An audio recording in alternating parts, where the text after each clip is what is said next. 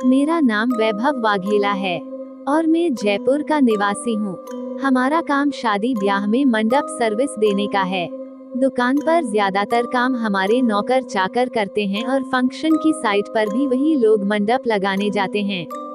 पूरा दिन दुकान पर टाइम निकलता नहीं है तो कई बार बाइक लेकर घूमने निकल जाता हूँ। मेरे पापा वैसे तो ठंडे दिमाग के हैं, पर काम में ध्यान ना दूं तो इतनी खरी होती सुनाते हैं कि मेरे कान के कीड़े मर जाते हैं। इसलिए अधिक समय मुझे दुकान पर ही बिताना पड़ता है। दुकान पर मैंने टीवी भी लगा रखा है। ज्यादातर मैं उस पर डिस्कवरी चैनल देखता रहता हूँ। बेयर ग्रिल्स का शो मैन वीएस वाइल्ड मेरा फेवरेट है और उसी के चक्कर में मैंने रोमांचक सफर का प्लान बना लिया था और रेगिस्तान के प्रेत से मेरा सामना हुआ था। उस भिड़ंत में मैं और मुन्ना मरते मरते बचे थे। मैंने और मेरे दोस्त मुन्ना ने एक रात रेगिस्तान में बेयर ग्रिल्स स्टाइल में कैंपिंग करने का फैसला किया। अपने रोमांचक सफर पर निकालने से पहले हमने खाने पीने की सारी चीजें, मैप, टेंट, चप्पू, नाइफ, लाइटर और वाटर साथ ले लिया। एक वीरान रेतीली जगह चुनकर वहां हमने अपना टेंट लगा दिया। अंधेरा हो चला था और ठंड भी बढ़ने लगी थी तो हमने वहां आग भी जला ली। खाना खाकर जैसे ही सोने लगे तो रेत में पास ही किसी के मौजूद होने की आहट आई। मैंने फौरन मुन्ना को बोला कि कुछ गड़बड़ है।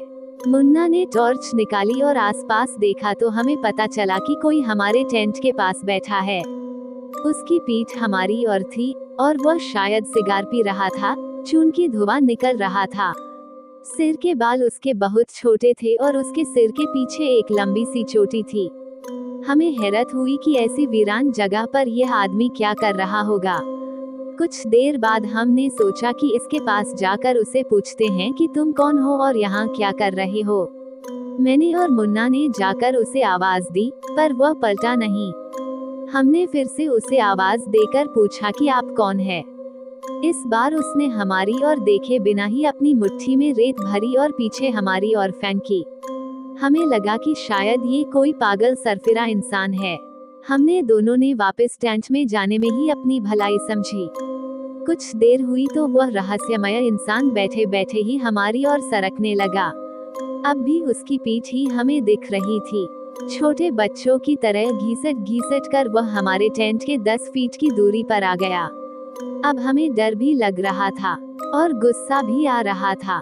मुन्ना ने उसे फौरन ललकारा कि यहाँ से सीधी तरह से जाता है कि मार खा कर ही जाएगा। हमारे पास हथियार भी है, कुछ गड़बड़ की तो जान से जाएगा। मुन्ना की धमकी सुनकर वह आदमी धीमी आवाज में हंसने लगा। अब तो मेरा भी सब्र जवाब दे गया था। मैंने मुन्ना से कहा कि तू इसको दाएं से घेर और मैं बाएं से घेरता हूँ। साले को घसीट घसीट कर मारेंगे, रेत उड़ाता है न, आज इसकी हेकड़ी निकाल देते हैं। जैसे ही हम उसकी दोनों ओर से उसके मुंह की तरफ गए, हमारे होश उड़ गए। हमने देखा कि उसकी आंखें ही नहीं थी, वहाँ काले गड्ढे थे और उसके हाथ में कोई सिगार नहीं थी। उसकी आंखों की जगह मौजूद गड्ढों से धुआं निकाल रहा था। मैं और मुन्ना तो पगला गए। हम वहाँ से भागकर जाते भी तो कहाँ जाते, घनघोर अंधेरा था। हम दौड़कर टेंट में घुस गए और एक दूसरे को पकड़ लिया। अचानक वह चोटी वाला प्रेत खड़ा हो गया और हमारी ओर मुड़ा। हमें तो लगा कि आज जान से जाएंगे। मेरे तो रोंगटे खड़े हो गए थे और मुन्ना तो उसकी ओर देख भी नहीं रहा था। टेंट के सामने आग के परे वह बिना आंखों वाला खतरनाक प्रेत रुक गया और कुछ इशारा करने लगा। शायद उसे कुछ चाहिए था। मैंने गौर किया तो मुझे समझ आया कि उसे टेंट में पड़ी चादर चाहिए थी। मैंने फौरन उसकी ओर चादर और तकिया दोनों फेंक दिया। उसने फटाक से चादर ओढ़ ली और तकिया वापस मेरी ओर फेंक दिया। कुछ देर वह हमारे आसपास ही घूमता रहा और फिर न जाने क्या हुआ कि वह दौड़ता हुआ अंधेरे में गुम हो गया। हम दोनों दोस्त मौत के खौफ से पूरी रात जागते रहे और डर के मारे कैपते रहे। फिर सुबह हम घर लौट आए। उस दिन के बाद माँ कसम डिस्कवरी चैनल देखना छोड़ दिया है। हमें पता नहीं कि वो प्रेत क्यों हमारी चादर मान गया, उसकी आंखें क्यों नहीं थी और उसने हमें जिंदा क्यों छोड़ दिया। कई लोग तो हमारी बातों का विश्वास तक नहीं करते हैं। पर मुझको और मुन्ना को मालूम है कि उस रात हम किस दरिंदे प्रेत की चपेट में आए थे। वैभव वाघेला।